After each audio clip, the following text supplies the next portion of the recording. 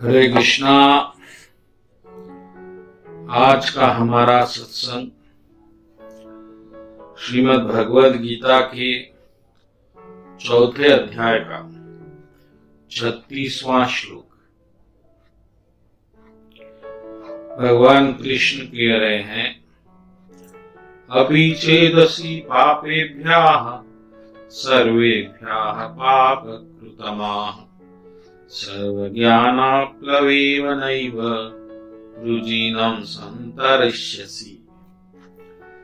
इसका अर्थ है, तुम समस्त पापियों में भी सर्वाधिक पापी समझा जाए तो भी तुम दिव्य ज्ञान रूपी नाव में स्थित होकर दुख सागर को पार करने में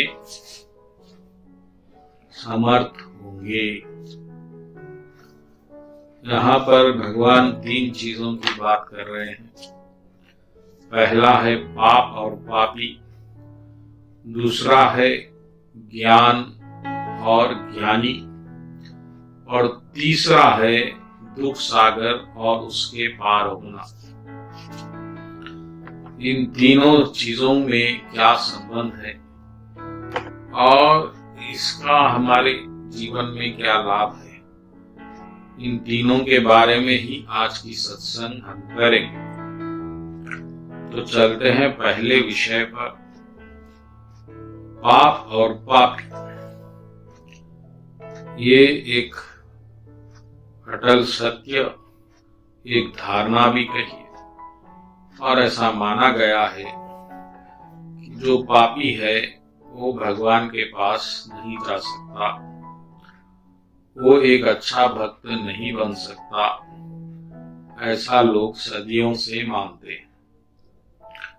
लेकिन भगवान कृष्ण इस बात को झुठला रहे हैं, इसका खंडन कर रहे हैं। भगवान कृष्ण इस श्लोक में कह रहे हैं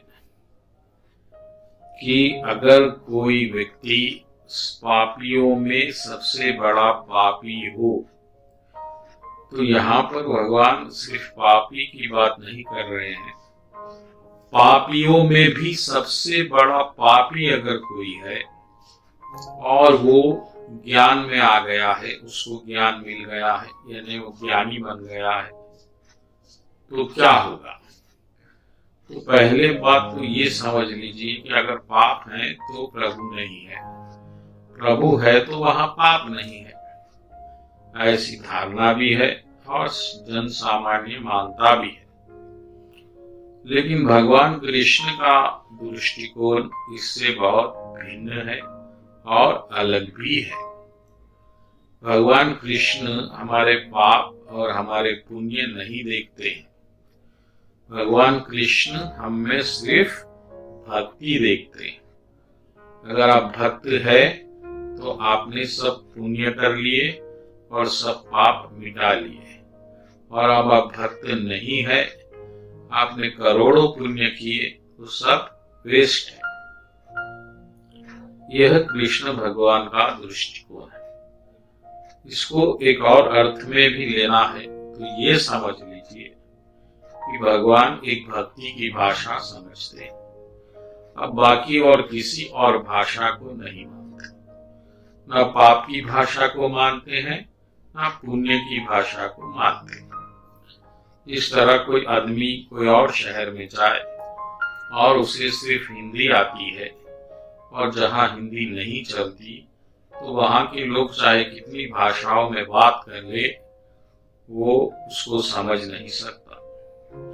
इसी प्रकार भगवान कृष्ण भक्ति की भाषा समझते हैं, भक्ति चाहते हैं, इसके अलावा कोई और चीज उनको समझ में नहीं आती।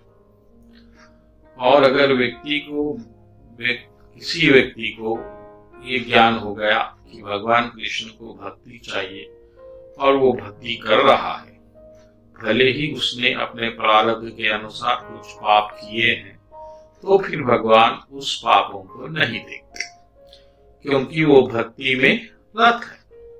इतनी सी बात है। तो भगवान कह रहे हैं कि दिव्य रूपी नाव में स्थित अब यहाँ पर एक बात आती है कि ज्ञान को उसने ग्रहण किया। ज्यादातर ज्ञान लोग जो पाते हैं उसको ग्रहण नहीं करते, यानी कि उसको सुनकर ही संतोष में आते हैं, कुछ देर के लिए भाव, फिर वो भाव लुप्त हो जाता है। तो ऐसा ज्ञान नहीं चाहिए। ज्ञान चाहिए परिपक्वता में, पूर्ण रूप से चाहिए। और पूर्ण ज्ञान यही है कि कृष्ण भगवान है, हम सब कृष्ण के दास हैं। और ये जानते ही वह दासत्व शुरू कर देता है। वह जानता है कि कृष्ण भगवान है, भक्ति तो भक्ति शुरू कर देता है। भक्ति शुरू कर देता है का क्या प्रमाण है? एक ही प्रमाण है, वो हर वक्त कृष्ण का स्मरण करता है। स्मरण के लिए वो क्या करता है? वह मंदिर जाता है, भगवान की मूर्ति को प्रणाम करेगा, और फिर उसे जो ज्ञान मिलेगा कि नाम जपना चाहिए तो नाम जपेगा, लीला पढ़ना चाहिए तो लीला पढ़ेगा। अब जो भी कृष्ण भगवान को भक्ति में चाहिए वो करेगा। सीधी सरल बात है। और इसी को भगवान परम ज्ञानी मानते हैं, परम व्यक्ति मानते हैं, सुकृत जन मानते हैं, पुण्यात्मा मानते हैं। कृष्ण भगवान उनको पुण्यात्मा नहीं मानते जो इस संसार को सुधारने में लगे, संसार को संवारना चाहते। जैसे कोई कैदी जेल को संवारना चाहता है, वह जेल को कितना भी संवारे, जेल जेल है और वह एक आदरणीय स्थल नहीं बन सकता। आप कहेंगे कि मैंने जेल में बहुत उद्धार किया, तो उद्धार जेल में रहना उद्धार नहीं है, जेल से बाहर आना उद्धार है। तो संसार के लोग ये भूल जाते हैं कि संसार को सुधारेंगे तो भी यहाँ दुख है तो दुखी रहेगा। हालात कुछ क्षण के लिए ठीक हो सकते हैं, लेकिन शाश्वत स्थिति सुखमय नहीं हो सकती, क्योंकि यहाँ पर हर चीज क्षणिक। इसीलिए भगवान यहाँ पर ज्यादा सुधार को महत्व नहीं देते। कृष्ण भगवान के अनुसार ये सारा जगत दुखमय है, दुखालय रहेगा। इसमें बुद्धिमानता यही है कि आप इसे त्याग दें और कोई और ग्रह पे जाए जहां सुख हो। तो यही बात कृष्ण भगवान इस श्लोक में समझा रहे हैं कि मेरा कोई ज्ञानी है जिसको सत्य का ज्ञान प्राप्त हुआ है, वह कितने ही बड़े पापियों में पापी क्यों ना हो, मैं उसके पाप क्षमा कर देता। हम तम सर्व पापी, भगवान आखिर में भी है, और उसकी हिफाजत भी करता हूँ। योगम क्षेमम क्षमा अपि से सुदुराचारो भजते मामन्य भाग। मैंने अगर कोई पापी से पापी भी व्यक्ति है लेकिन मेरा भजन कर रहा है तो मैं उसे तुम भी साधु मानो। अभी देखिए, भगवान खुद मानते हैं ऐसा नहीं है। भगवान कह रहे हैं अरे तुम भी साधु मानो, जाओ, वही सच्चा साधु है जो मेरी भक्ति करता है, बाकी सब अभी उस तरफ आ रहे हैं। ये कृष्ण भगवान का भाव है। इसीलिए जो भक्ति कर रहा है भगवान कृष्ण की, हमें उसके दोष नहीं देखना चाहिए। इससे कृष्ण भगवान को बहुत दुख होता है। इस बात का आप विशेष ध्यान रखिएगा। और कृष्ण भगवान दुखी होंगे तो फिर आपका जीवन भी दुखी हो जाएगा, ये बात भी याद रखना है।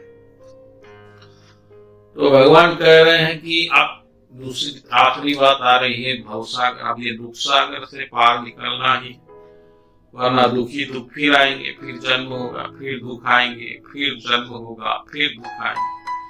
तो इस चक्र को समाप्त करने का मार्ग ज्ञान है। ज्ञान की नौका में बैठ गए हैं और भक्ति का दंड घुमा रहे हैं, तो निश्चित ही इस दुख सागर को पार किया जा सकता है। यह कृष्ण भगवान इस श्लोक में कह रहे हैं। तो हमने देख लिया, ये 3 बातें इसमें आ गई। पहली बात ज्ञानी, पहली बार पाप पापी, दूसरा ज्ञान ज्ञानी, तीसरा दूधसागर और पार।